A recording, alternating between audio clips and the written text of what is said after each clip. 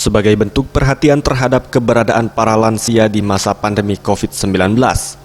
Wakil Wali Kota Palembang Fitriyanti Agustinda beserta jajarannya kembali menyambangi panti sosial lanjut usia Harapan Kita yang berada di Kelurahan Sukabangun, Kecamatan Sukarami. Usai berdialog dengan para lansia yang ditemui, Wakil Wali Kota Palembang Fitriyanti Agustinda menuturkan, kunjungan ke panti sosial ini dalam rangka tindak lanjut dari permohonan para lansia yang pada kunjungan sebelumnya sempat meminta sejumlah peralatan dan kebutuhan rumah tangga. Diharapkan dengan kegiatan ini dapat diikuti oleh warga Palembang lainnya untuk tidak segan dalam memberikan bantuan kepada panti sosial lanjut usia yang ada.